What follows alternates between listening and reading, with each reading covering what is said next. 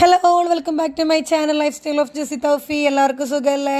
അപ്പോൾ ഞാൻ ഇന്ന് വന്നേക്കുന്നതുണ്ടല്ലോ ഒരു അടിപൊളി ചമ്മന്തിയുടെ റെസിപ്പി ആയിട്ടാണ് കേട്ടോ. അപ്പോൾ ഫസ്റ്റ് തന്നെ നിങ്ങൾ എൻ്റെ ഈ ഒരു വീഡിയോ സബ്സ്ക്രൈബ് ചെയ്യാത്തവരുണ്ടെങ്കിൽ സബ്സ്ക്രൈബ് ചെയ്യുക.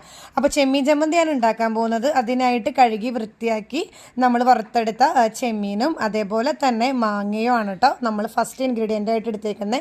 ഇതിൻ്റെ മുഖ്യ ഇൻഗ്രീഡിയൻറ്റും ഇത് രണ്ട് തന്നെയാണ് കേട്ടോ. അപ്പോൾ നമ്മളൊരു ജാറിൽ ഫസ്റ്റ് തേങ്ങ ഇട്ടു. തേങ്ങ കാര്യങ്ങളൊക്കെ നമ്മുടെ ആ ഒരു ക്വാണ്ടിറ്റി അനുസരിച്ച് നമുക്ക് ഇടാവുന്നതാണ്. അത് കഴിഞ്ഞിട്ട് നമ്മൾ മാങ്ങ ഇട്ടു. ഇവിടെ ഞങ്ങൾ ഒരു മാങ്ങയാണ് കേട്ടോ എടുത്തേക്കുന്നത്. നമ്മുടെ പുളിയുടെ ഇതൊക്കെ അനുസരിച്ച് നമുക്ക് മാങ്ങയൊക്കെ നമ്മുടെ പ്രിഫറൻസ് അനുസരിച്ചാണ്. അതേപോലെ തന്നെ നമ്മൾ കഴുകി വൃത്തിയാക്കി വറുത്തെടുത്ത ചെമ്മീൻ്റെ തലയും വാലും നമ്മൾ കളഞ്ഞിട്ടുണ്ട്. കുറച്ചിടത്തരം ചെമ്മീനായിരുന്നു നമുക്ക് കിട്ടിയത്. അതേപോലെ തന്നെ പിന്നെ നമ്മൾ കാശ്മീരി മുളക് പൊടി ഇട്ടു.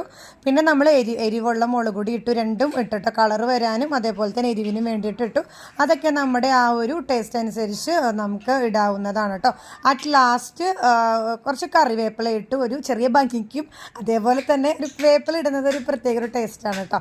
പിന്നെ നമ്മൾ ആവശ്യത്തിന് കുറച്ച് ഉപ്പ് ഇട്ടു. നമുക്കിനി ഇത് എല്ലാനും മിക്സ് ചെയ്തിട്ട് നമുക്ക് കാണാം കേട്ടോ. എല്ലാവരും മസ്റ്റായിട്ടും ഉണ്ടാക്കണം. അത്രയ്ക്ക് നല്ലൊരു അടിപൊളി ടേസ്റ്റി ആയിട്ടുള്ളൊരു ചമ്മന്തിയാണ്. അപ്പോൾ അതെല്ലാം മിക്സൊക്കെ ചെയ്ത് നല്ല അടിപൊളിയായിട്ട് ഫൈനായിട്ട് വന്നിട്ടുണ്ട് കേട്ടോ. അപ്പോൾ ഈ ഒരൊറ്റ ചമ്മന്തി മതി സത്യം പറഞ്ഞാൽ നമുക്ക് ചോറുണ്ണാനായിട്ട്.